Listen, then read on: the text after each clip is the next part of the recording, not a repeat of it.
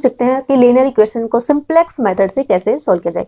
ये आपके BSc first year का टॉपिक है और जो प्रैक्टिकल पेपर में भी ये टॉपिक आता है और आपके एग्जाम में भी इससे रिलेटेड क्वेश्चन पूछा जाता है। तो हम उस मेथड से रिलेटेड हम बात कर लेते हैं कि जो सिंप्लेक्स मेथड है लीनियर इक्वेशन को हम सिंप्लेक्स मेथड में कैसे सोल्व करते हैं। तो देखो गाइज, आपके पास यहाँ पर एक लीनियर इक्वेशन दी गई है और साथ में ही आप ध्यान रखना कि जो सिंप्लेक्स मेथड होती है, सिंप्लेक्स मेथड हम तभी लीनियर इक्वेशन पे अप्लाई कर सकते हैं जब उसके अंदर आइडेंटिटी मैट्रिक्स हो, यानी कि आइडेंटिटी मैट्रिक्स फॉर्म में अगर हमारे पास बन रही है इसमें कंडीशन, तो उसको हम सिंप्लेक्स से सोल्व करते हैं। अगर आइडेंटिटी नहीं होती तो उसको हम अपनी तरफ से फिर आइडेंटिटी बनाने के लिए उसमें हम नंबर्स को ऐड करते हैं। तो यहाँ पर सबसे पहले आपके पास जो लीनियर इक्वेशन में गाइज यहाँ पर सबसे पहले होगा मैक्सिमम जेड। आपको मैक्सिमम जेड में ही उसको सॉल्व करना है। मैक्सिमम जेड नहीं है तो फिर उसको हम चेंज करेंगे मैक्सिमम जेड में। दूसरा यहाँ पर सिंबल दे रखा है लेस देन का, और लेस देन में होना चाहिए, लेस देन की जगह अगर ग्रेटर देन आता है तो उसको भी हम क्या करेंगे, चेंज करेंगे लेस देन, ग्रेटर देन को लेस देन में। तो उससे ये देखो पहला सिंपल क्वेश्चन है, ये आपके पास इक्वेशन दे रखी है, उसमें सीधा सिंपल लेस देन भी है, मैक्सिमम भी है। कुछ ऐसे क्वेश्चन होंगे जिनमें मैक्सिमम की जगह मिनिमम मिलेगा। ये जो मैक्सिमम दे रखा है इसकी जगह मिनिमम लिखा हुआ मिल जाएगा, जो यहाँ पर लेस देन का सिंबल है इसकी जगह ग्रेटर देन के सिंबल आ जाएंगी। इक्वेशन जो है दो इक्वेशन भी हो सकती है, 3 इक्वेशन भी हो। तो इस टाइप के जितने भी क्वेश्चन बनेंगे हम सारे क्वेश्चन कवर करेंगे बारी बारी से। तो सबसे पहले हम देख लेते हैं सिंपल क्वेश्चन है, क्योंकि पहले मेथड समझ में आनी चाहिए। तो यहाँ पर हमें इक्वेशन दी है maximum Z equals to 5x1 plus 3x2 and ST दे रखा है सब्जेक्ट टू है 3x1 plus 5x2 less than equals to 15 and 5x second है 5x1 plus 2x2 less than equals to 10, और ये होते हैं नॉन नेगेटिव वैल्यू, जो x1 और x2 जो है वो ग्रेटर देन इक्वल्स टू 0। तो यहाँ पर देखो गाइज, पहले इसको हम चेंज करते हैं मैट्रिक्स फॉर्म में। तो मैट्रिक्स फॉर्म में कन्वर्ट करते हैं तो आपके पास ये जो दे रखा है 3 है, इसको हम मैट्रिक्स में करेंगे तो ये हो जाएगा 3 5 5 2। ये आ गई हमारे पास A की वैल्यू। दूसरा B होता है, कैपिटल B का मान होता है गाइस जो इक्वल में टर्म होती हैं, ये इनको हम बोलते हैं 15 और 10। ये B में मैट्रिक्स में आपने पढ़ा होगा सबने। उसके बाद यहाँ पर जो A भी आ गया, B भी आ गया। वेरिएबल है हमारे पास x वेरिएबल हमारे पास 2 ही है, एक तो है x1 दूसरा है x2। ठीक है, ये चीज़ें। अब इसमें हम देख रहे हैं कि ये जो मैट्रिक्स हमारे पास है, इस मैट्रिक्स में आइडेंटिटी मैट्रिक्स नहीं है। जब तक आइडेंटिटी मैट्रिक्स नहीं आएगी आप सिंप्लेक्स मेथड को सोल्व नहीं कर सकते। तो इसके लिए हम क्या करेंगे, पहले इक्वेशन जो दी है किसी इक्वेशन में आइडेंटिटी मैट्रिक्स ऐड करते हैं। तो देखो आइडेंटिटी मैट्रिक्स ऐड करने के लिए सबसे पहले आप क्या करोगे, इक्वेशन में हमारे पास 2 वेरिएबल है और 2 इक्वेशन है। 2 इक्वेशन है तो आइडेंटिटी बनाने के लिए आपके पास ये कुछ इस टाइप से आ जाए, जैसे कि मैं इसी में लिखूँ 3, ये 5 5 2, ऐसा कुछ मिल जाए 1 0 0 1। तो ये आइडेंटिटी मैट्रिक्स हो गई। 2 इक्वेशन है तो 2 क्रॉस 2 की आइडेंटिटी होनी चाहिए, 3 है तो 3 क्रॉस 3 की आइडेंटिटी होनी चाहिए। तो इसके लिए हम क्या करेंगे, यहाँ पर जो इक्वेशन दे रखी है हमें, उस इक्वेशन में हम कुछ ऐसे कर लेते हैं कि 3x1 प्लस 5x2, इसमें जो नए वेरिएबल ऐड करूंगी मैं 2 वेरिएबल, एक तो x3 और एक है x4। x3 ऐड कर रहे हैं 1 के साथ, यानी कि x3 का कोफिशिएंट हमने लिया 1 और x4 का कोफिशिएंट लेंगे 0। अब इसमें 1 के साथ ऐड किया है 3, तो अगले में हम 0 के साथ। दूसरी इक्वेशन में हम कर रहे हैं 5x1 प्लस 2x2 प्लस, अब इसमें 3 को 1 के साथ किया है तो अगले में 0 के साथ, तो 0x3, और जो 4 को हमने 0 के साथ किया तो नेक्स्ट वाले में 4 आ जाएगा 1 के वेरिएबल। इसमें इक्वल्स टू 15 है, यहाँ इक्वल्स टू 10 है। बन गई इक्वेशन। यहाँ भी कोफिशिएंट ऐड हो जाएंगे x1 x2 x3 and x4 greater than 0। अब यहाँ चेंज किया है, इसका मतलब मैक्सिमम जेड में भी चेंज आएगा। तो मैक्सिमम जेड क्या आ जाएगा, मैक्सिमम जेड हो गया हमारे पास 5x1 प्लस 3x2, 2 वेरिएबल जोड़े हैं, ये 0 के साथ आ जाएंगे 0x3 एंड 0x4। ये एक नया क्वेश्चन मिल गया हमें। इसमें हमारे पास आइडेंटिटी मैट्रिक्स बन रहे हैं इन दोनों वेरिएबल से। अब इसको हम सिंप्लेक्स मेथड से सोल्व कर सकते हैं। अब इसको सिंप्लेक्स मेथड से सोल्व करने के लिए गाइस क्या करेंगे, पहले हम बनाएंगे सिंप्लेक्स टेबल। अच्छे से देखना सिंप्लेक्स टेबल बनती कैसे है।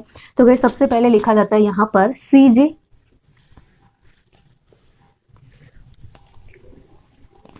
उसके बाद CJ के जस्ट नीचे आता है B, CJ के जस्ट नीचे क्या आ गया B, यहाँ पर आता है X B एंड ये आ जाएगा CB।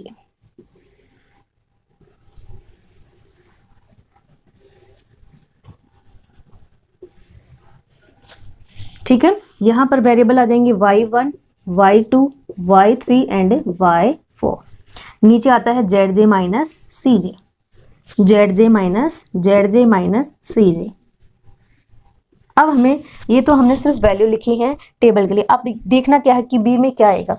तो गाइस देखो CJ क्या होता है, CJ हमारे पास जो मैक्सिमम है उसकी वैल्यू, तो यानी कि 5 यहाँ पर y2 के जस्ट ऊपर आ जाएगा 3, y3 के जस्ट ऊपर x3 का कोफिशिएंट 0 है तो 0 और x4 का कोफिशिएंट 0 है तो 0। यहाँ हम क्या करेंगे, b में क्या आएगा, b में आएगा ये जो आपके पास दो इक्वेशन है इक्वल में, क्योंकि b का मान क्या होता है इक्वल वाले टर्म, तो यहाँ पर हमारे पास आ गया कितना 15, दूसरा है 10। क्लियर। अब XB क्या होगा, XB वो टर्म होंगी जिनसे आइडेंटिटी मैट्रिक्स बन रही है। अब देखो हमने पहले ऊपर 15 लिखा है, इसका मतलब आपको देखना है कि 15 यहाँ है, इसका मतलब जो आइडेंटिटी 1 दे रहा है 1 क्या है, x3 के साथ 1 है, तो यहाँ पर क्या आ जाएगा x3।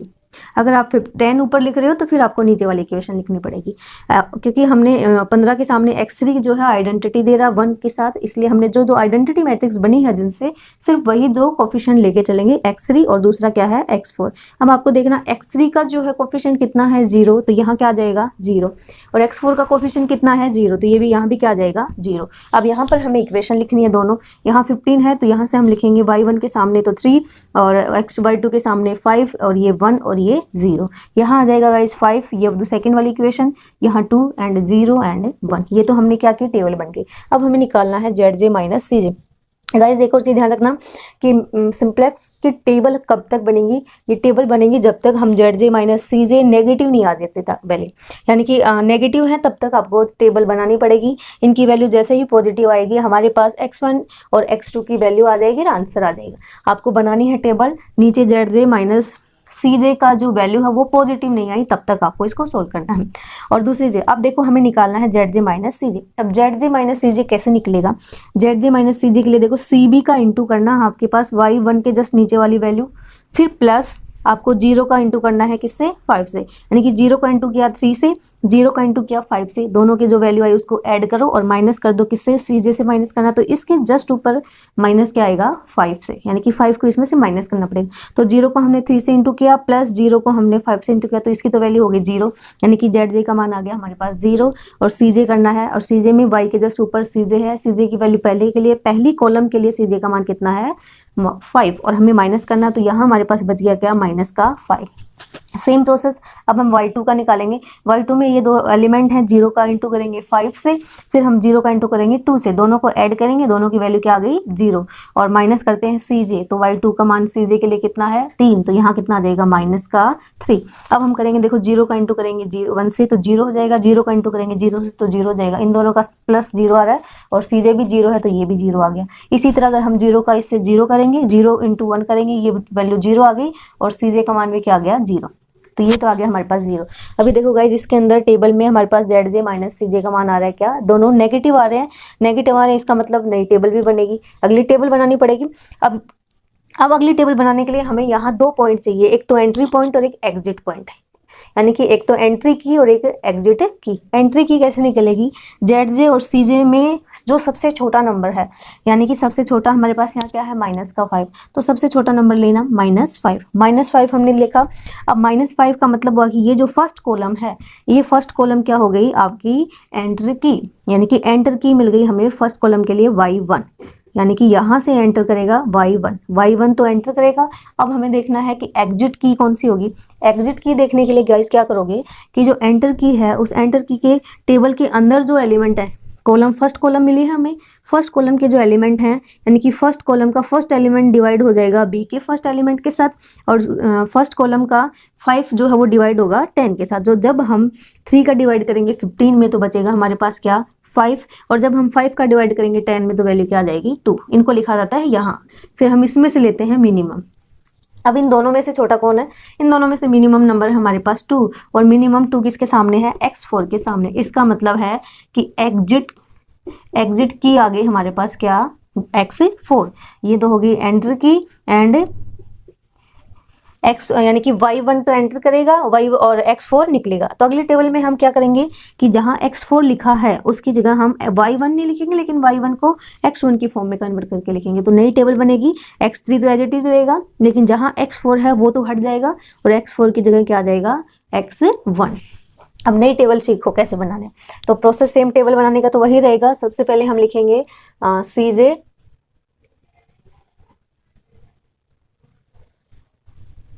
CJ के जस्ट नीचे आएगा B,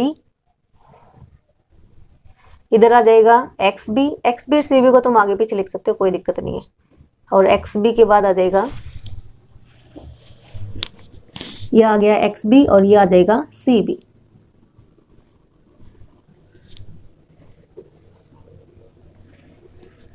y1, y2, y3, y4। तो देखो गाइज, हमें क्या करना है, जहां पर x4 था, x4 की जगह वेरिएबल आ जाएगा कौन सा, x1, क्योंकि एंटर की थी y1, इसलिए हमने यहाँ लिख दिया इसकी जगह क्या, x4 की जगह मैंने वैल्यू लिख दी x1 और x3 एज इट इज। ये तो चीजें आ गई। अब हमें देखना है x1 का कोफिशिएंट कितना है। तो गाइज यहाँ पर हमारे पास है CJ है 5, 3, 0 एंड 0। तो x1 का कोफिशिएंट है 5, जो CJ होता है तो y के जस्ट ऊपर वाली वैल्यू है 5, तो x1 का कोफिशिएंट तो आ गया 5 और x3 का कोफिशिएंट क्या है, 0 है। तो ये तो एज इट इज आ गया। अब हमें नई टेबल बनाने के लिए करना क्या है कि पहले वो रो बनेगी जो एग्जिट की है। अब एग्जिट की कौन सी थी, x4 वाली, तो कॉलम क्या हो गई, ये वाली। तो पहले आप नई टेबल में ये वाली कॉलम बनाओगे। इस कॉलम को कैसे बनाएंगे, तो देखो क्या करना है कि जो एंट्री की हमारी थी y1 और एग्जिट की कौन सा है, ये वाला। तो जब ये कॉलम और ये रो जब आपस में क्रॉस कर रही है तो क्रॉस पॉइंट कौन सा आ रहा है, 5 पर ये क्रॉस कर रही है। तो यानी कि इसको कहते हैं, ये आ गया हमारे पास की पॉइंट, इसको की पॉइंट कहते हैं। तो क्या करोगे, नई टेबल के अंदर पहले बनाओगे जो जहां पर हमें की पॉइंट मिला उस की पॉइंट वाली रो को हम पहले बनाएंगे। तो बनाएंगे कैसे, हम क्या करेंगे, जो की एलिमेंट है इस की एलिमेंट का इस पूरी रो में डिवाइड करेंगे। तो हमने जब 10 में 5 का डिवाइड किया तो हमारे पास वैल्यू कितनी आ गई, 2। फिर हम क्या करेंगे, 5 में 5 का डिवाइड करेंगे तो वैल्यू आ जाएगी 1। 2 में 5 का डिवाइड करेंगे तो वैल्यू आ जाएगी 2/5। और जब हम 0 में करेंगे तो 0 आ जाएगा और 1 में करोगे तो 1/5 आ जाएगा। ठीक है, ये तो बन गई क्या, नई टेबल के लिए पहली रो, कॉलम, सॉरी रो। अब हमें बनाना है सेकंड रो। सेकंड रो बनाने के लिए क्या करोगे कि जो बनानी है उसी रो को पहले लिख लो। जैसे हमें बनाना है 15 स्टेप बाय स्टेप, जैसे ये पहले लिखना, फिर 3, उसके बाद 5, उसके बाद 1 और उसके बाद 0 लिख लिया। जो नई कॉलम बनानी, रो बनानी है पहले उसको लिखो। फिर क्या करना है, इसमें से जो नई टेबल के अंदर पहले रो बन गई है उसको माइनस कर दो। बी में से बी वाला, y1 में से y1 माइनस करना है, y2 में से y2 को माइनस करना है, एंड y3 में से y3 को, और 4 में से 4 को। क्या माइनस किया। अब क्या करना है, जो हम ये वाली रो बना रहे हैं और जो की पॉइंट है उस की पॉइंट से जस्ट ऊपर वाला एलिमेंट, यानी कि जो रो बना रहे हैं उसका एलिमेंट की पॉइंट से जस्ट ऊपर वाला एलिमेंट कितना है, 3 है। तो हम क्या करेंगे, ये जो माइनस कर रहे हैं इसको इंटू कर देंगे 3 से। 3 3 3 3, तो इसकी वैल्यू कितनी आ जाएगी, यहाँ देखो गाइस हमारे पास है 15, उधर आ जाएगा हमारे पास कितना, 6। तो यहाँ वैल्यू कितनी आ गई, 9। इसका मान आ गया हमारे पास 9। इधर कितना आ जाएगा, 0। ये आ जाएगा हमारे पास 5 है, हम इसको सॉल्व करेंगे तो ये आ जाएगा हमारे पास 6/5। 6/5 एलसीएम लेंगे 25 - 6, तो 6/20 ये आ जाएगा 19/5। अगला करेंगे तो 0, सॉरी 1, और अगला करेंगे तो इसका मान कितना आ जाएगा, माइनस का 3/5। ये आ गया, इसको लिख दो। तो इसका मान तो आया हमारे पास 9। अगला है हमारे पास, नेक्स्ट है 0, उससे है 19/5। अगला नेक्स्ट है 1 और ये है माइनस का 3/5। अभी आप देखो आइडेंटिटी मैट्रिक्स देखो, हमारे पास पहले x4 में थी, y4 में थी ना। अब y4 तो कह सकते हैं कि x4 निकल गया, x4 निकल गया, इसका मतलब जो एंट्री करेगा आइडेंटिटी एलिमेंट वहीं आ जाएंगे। तो यहाँ से आइडेंटिटी ट्रांसफर किस पे हो गए, ये y1 पे हो गए। और जब y2 एंट्री करेगा, जब आइडेंटिटी मैट्रिक्स किस पे आ जाएगी, y2 पे। तो ये बन गया। अब वापस से आपको निकालना है zj माइनस cj। तो zj माइनस cj निकालने के लिए हम क्या करेंगे, इंटू करेंगे किसका, हम इंटू करेंगे CB का इंटू करेंगे y1 के एलिमेंट से। तो 0 का इंटू किया 0 से, प्लस 5 का इंटू किया 1 से। तो ये तो 5 हो गया, और माइनस करेंगे 5 को, तो ये आ जाएगा क्या, 0। फिर हम क्या करेंगे, इस 0 का इंटू करेंगे 19/5 से, 5 का इंटू करेंगे 2/5 से। तो इसकी वैल्यू कितनी आ जाएगी, ये तो हो जाएगा 0, ये 5 से 5 कट जाएगा, बचेगा 2, और ऊपर कितना है, माइनस का 3, तो बच गया माइनस का 1। फिर हम करेंगे 0 का इंटू इससे, 5 का इंटू 0 से, तो ये भी क्या आ गया, 0। फिर हम इंटू करेंगे 0 का -3/5 से, और 5 का इंटू करेंगे 1/5 से। तो 1/5 से जब इंटू करते हैं तो वैल्यू क्या बच जाएगी हमारे पास, 1। अब इसमें हम देखेंगे कि जो सबसे छोटा नंबर कौन सा है। तो गाइस यहाँ पर सबसे छोटा है माइनस का 1। 0 आपको नहीं लेना, ध्यान रखना इसमें -1, क्योंकि 0 आने पर भी 0 नहीं लेना है। यहाँ से नेगेटिव वैल्यू ही ली जाएंगी। इधर भी अगर आपके पास क्वेश्चन में 0 आता है तो आपको 0 नहीं लेना, 0 से फिर बड़ी वैल्यू लेनी है, या तो नेगेटिव टर्म लेनी है या फिर पॉजिटिव टर्म लेनी है।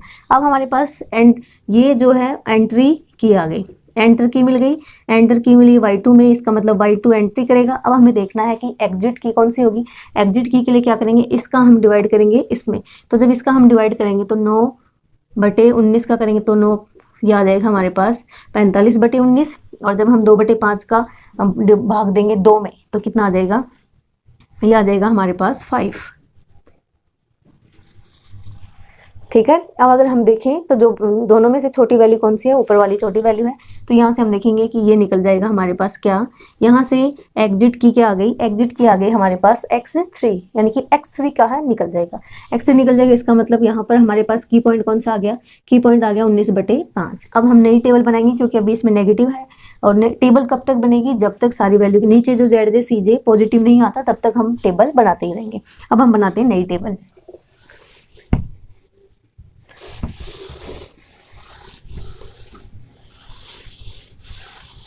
नई टेबल बनाने के लिए वापस से CJ का मान है 5 3 0 0, ये चीज़ सेम रहेंगी। और यहाँ आ जाएगा B, ये y1, ये y2, ये y3, ये y4, XB, ये CB।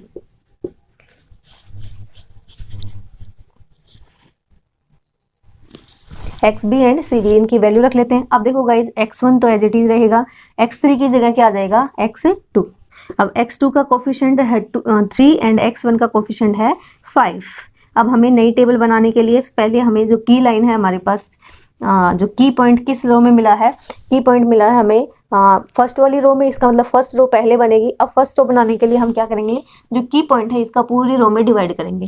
तो जब 9 में हम B में डिवाइड करेंगे इसका, तो ये आ जाएगा 45/19, और जब हम 0 में करेंगे तो 0, 19/45 में करेंगे तो ये आ जाएगा 1, इसमें करेंगे तो ये आ जाएगा 5/19, और जब हम -3/5 में इसका डिवाइड करेंगे तो ये आ जाएगा हमारे पास 3/19।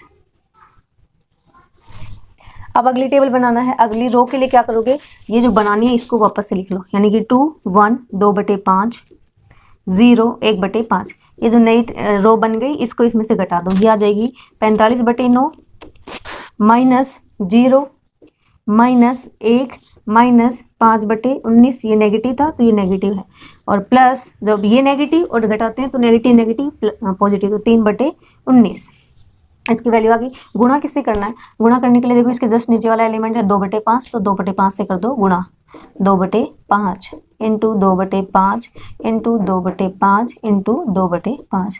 तो इसका तो मान आ जाएगा, ये कट जाएगा, 9 से कट गया तो इसका तो आ गया 0 0।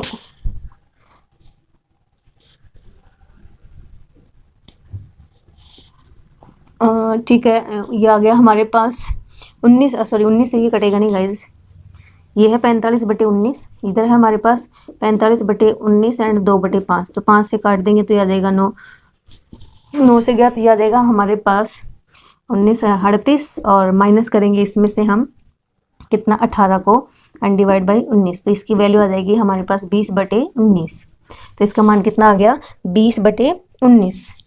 ठीक है, दूसरा करेंगे तो इसकी वैल्यू आ जाएगी 1, इसको सोल्व करेंगे तो 2/5 आ जाएगा 0, नीचे वाले को आप सोल्व करोगे तो ये कट जाएगा 5 से 5, 2 माइनस का 2/19 आ गया, और इसको सोल्व करोगे तो ये आ जाएगा हमारे पास, ऐड करेंगे हम इसको सबसे पहले तो 19 और 6 21/19 गुणा 5। ठीक है, अब इनको लिख लेते हैं। तो यहाँ लिखेंगे तो सबसे पहले आ जाएगा 20/19, तो इसका मान ये आ गया 20/19। अगला है 1, फिर है 0, उसके बाद है -2/19, और अगला है हमारे पास 21/19 गुणा 5। ठीक है, अब हमें निकालना है ZJ - CJ। तो ZJ - CJ के लिए क्या करोगे, 3 का इंटू करो इससे, तो 3 का इंटू इससे क्या 0 से, तो ये तो हो गया 0, 5 का क्या 5 से, 5 - 5 क्या आ गया 0। अगला करेंगे 3 का इंटू 3 से, ये हो जाएगा 0, तो इसका मान भी कितना आ गया 0। इससे करेंगे हम 3 का इंटू करेंगे 5/19 से, और उसके बाद 5 का इंटू करेंगे माइनस का 2/19 से, तो और माइनस के 2/19 से करेंगे तो ये तो आ जाएगा हमारे पास 15/19 एंड माइनस इसका करेंगे 5 का तो 10/19, तो बच जाएगा हमारे पास 5/19 जो कि पॉजिटिव है। उससे अगला करेंगे तो इसका इंटू करेंगे 3 से, तो यह आ जाएगा माइनस का 9/19, और इसको जब हम ऐड करेंगे 21 और प्लस का 21/19, तो यह आ जाएगा हमारे पास यहाँ से। तो जो है 9 बटे माइनस का तो है 9/19 और 10, तो ये आ जाएगा हमारे पास गाइज 12/19। ठीक है, 12 ये सारे वैल्यू क्या आ गई, पॉजिटिव वैल्यू आ गई। सारी वैल्यू जो है पॉजिटिव आ गई, इसका मतलब इससे आगे टेबल आपको नहीं बनानी है। अब आपका फाइनल आंसर आ गया यहीं पे पॉजिटिव आने की वजह से। तो फाइनल आंसर क्या हो जाएगा, अब हम देखेंगे कि यहाँ पर x का मान तो 45/19 और x1 का मान 20/19 और x2 का मान है 45/19। तो यहाँ हमारे पास आ गया x1 बराबर 20/19 एंड x2 का मान कितना है 45/19। इन सब की वैल्यू हम रख देंगे मैक्सिमम जेड में, तो ये आ जाएगा हमारे पास 5 गुणा 20/19 प्लस 3 इंटू 45/19। इसको सोल्व करेंगे, सोल्व करने पर हमारे पास वैल्यू आ जाएगी 235/19। ये क्या आ गया आपका फाइनल आंसर। तो इस तरह आपको सिंप्लेक्स मेथड है सोल्व कर सकते हो। थोड़ा सा लेंदी है लेकिन आप बार बार प्रैक्टिस करोगे तो इसको सोल्व कर सकते हो। सिंपल है, बस थोड़ा सा कैलकुलेशन पार्ट ज़्यादा है। तो आई होप आपको समझ में आ गई होगी सिंप्लेक्स मेथड। अगर इस वीडियो पसंद आए तो वीडियो को लाइक कर दीजिए और हमारे साथ जुड़े रहिए आगे आने वाले सिंप्लेक्स के एनी टाइप के क्वेश्चंस के लिए, बाकी और क्वेश्चंस के लिए। तो गाइस आप चैनल सब्सक्राइब नहीं करते, ना ही वीडियो देख लेते, लेकिन वीडियो लाइक करने देते, तो प्लीज़ वीडियो को लाइक कर दीजिए। और थैंक यू फॉर वॉचिंग। मिलते हैं नेक्स्ट वीडियो में।